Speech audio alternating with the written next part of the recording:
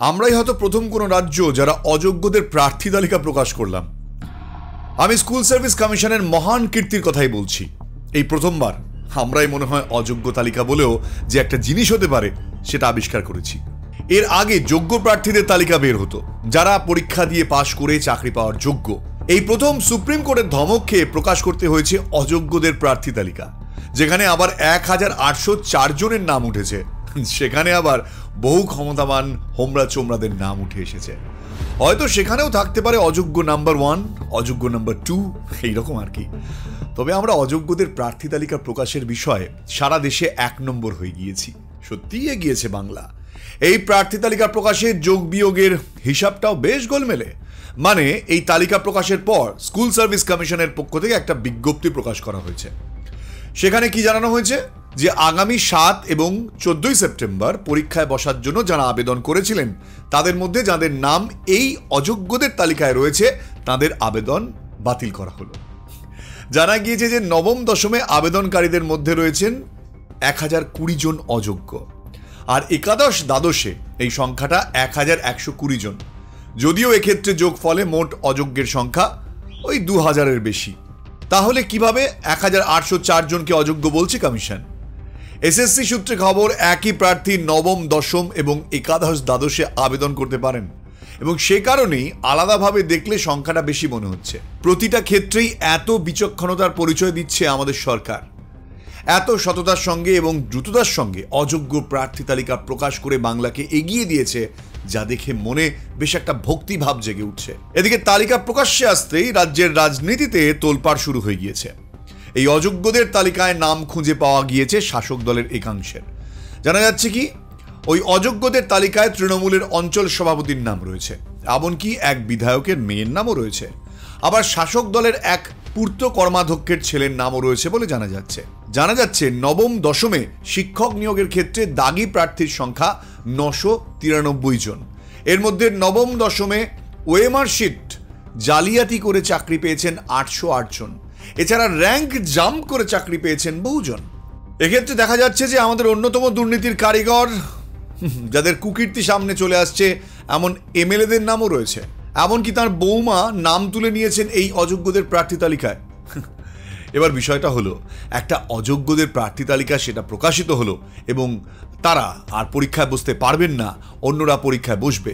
কিন্তু আলটিমেটলি রেজাল্টটা কি হলো? এসএসসির মতন একটা গুরুত্বপূর্ণ পরীক্ষায় বিরাট অংশের যোগ্য চাকরি প্রার্থীদের দুবার করে পরীক্ষা দিতে হচ্ছে, কারণ একটা বিরাট বড় রাষ্ট্রীয় দুর্নীতি হয়েছে বলে। এই যে বিরাট বড় দুর্নীতিটা হয়ে গেল এবং সাফার করলো এতগুলো মানুষ, আমাদের বাংলার নাম রসাতলে গেল, এই বিষয়টা নিয়ে আমরা কি ভাবছি? রাজ্যে অযোগ্যদের প্রার্থী তালিকা প্রকাশের মধ্যে দিয়ে আমাদের সামনে খুব স্পষ্ট করে একটা বিষয় এসেছে। সেটা কি? আমাদের কারোরই জীবন জীবিকা, চাকরির কোনো নিরাপত্তা নেই। সরকার নির্বাচিত হয় সাধারণ মানুষকে মৌলিক নিরাপত্তাটা দেওয়ার জন্য। আমরা কিছুদিন আগেই সরকারি ভাতা নিয়ে ভিডিও করেছি, কিন্তু এমন বহু মানুষ আছেন যারা সরকারি ভাতার বাইরে থাকেন, নিজেরা কর্মক্ষম, কাজ করে খেটে তাদের নিজেদের পেট চালান, সংসার প্রতিপালন করেন। তাদেরকে মৌলিক নিরাপত্তাটা দেওয়ার দায়িত্ব সরকারেরই। সেই মৌলিক নিরাপত্তা হচ্ছে প্রতিদিনের রাস্তাঘাট, বিভিন্ন জায়গায় আইন শৃঙ্খলা রক্ষা করা, কোনো বিরাট দুর্নীতির জন্য যাতে আপনার গায়ে আঁচ না লাগতে পারে সেটা স্পষ্ট করে দেখা। এবার এই মৌলিক নিরাপত্তা দেওয়ার ক্ষেত্রেও সরকার বিরাটভাবে ব্যর্থ হলো। তার কারণ কি? আমরা তাদের কথা বলছি না যারা প্রকৃত এই পরীক্ষা দিয়ে চাকরি পেয়েছিল। নিজেদের অজান্তে একটা বিরাট বড় দুর্নীতির প্যাঁচে পড়ে তারাও শাস্তি পেতে বাধ্য হলো। এদের মানসিক অবস্থাটা একবার ভেবে দেখুন তো। অবশ্য তাদের এইরকম মানসিক অবস্থা রাখার কোনো অবকাশ নেই, কারণ সামনেই আবার নতুন করে পরীক্ষা, তাই তাদেরকে পরীক্ষায় বসে পাশ করতেই হবে। এটা তাদের কাছে একটা বড় চ্যালেঞ্জ। সেখান থেকে দাঁড়িয়ে তাদের মানসিক অবস্থা সহজেই বোঝা যায়। কিন্তু একবার ভেবে দেখুন, অন্যান্য যারা এই পরীক্ষায় ভবিষ্যতে বসবেন, তাদের সামনে এই ঘটনাটা ঘটে গেল যেটা, তারা আর কোনো আস্থা রাখতে পারবেন কি সরকার বা এসএসসির ওপরে? পরীক্ষার দায়িত্বে যারা ছিলেন এবং পুরো এসএসসির যারা দায়িত্ব সামলান, এতদিন পর্যন্ত তারা দুর্নীতি হয়নি এইসব বলে গলাবাজি করেছিলেন। এখন তারা নিজেরাই অযোগ্যদের তালিকা প্রকাশ করলেন। অবাক লাগে না?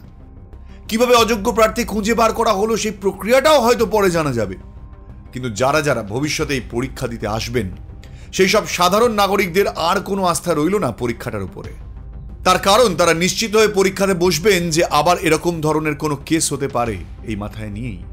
দীর্ঘদিন এই কেস ঝুলে থাকতে পারে, তারপর আবার আমাদের দ্বিতীয়বার পরীক্ষায় বসতে হতে পারে। এর কারণ এসএসসির নিরাপত্তা দেওয়ার কোনো ক্ষমতা নেই। এখানেই শেষ নয়, এরপর আবার অশিক্ষক কর্মীদের মানে গ্রুপ ডি, গ্রুপ সি তাদেরও অযোগ্য প্রার্থী তালিকা প্রকাশিত হবে।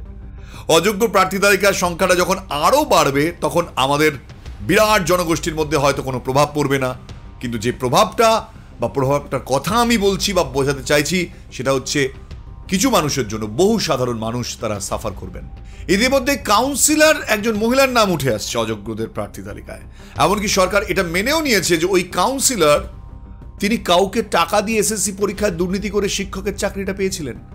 এরপরে তার উপর যে কি ব্যবস্থা নেওয়া হবে, এই দুর্নীতির জন্য তাকে কাউন্সিলর পদ থেকে সরানো হবে কিনা, এই প্রত্যেকটা পদক্ষেপের দিকেই কিন্তু আমরা সকলেই চেয়ে রয়েছি।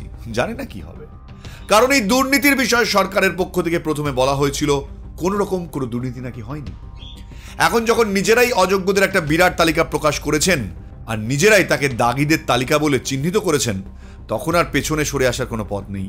এটা মেনে নিতেই হবে রাজ্যের সব থেকে বড় শিক্ষক নিয়োগের পরীক্ষায় বড় মাপের দুর্নীতি হয়েছিল।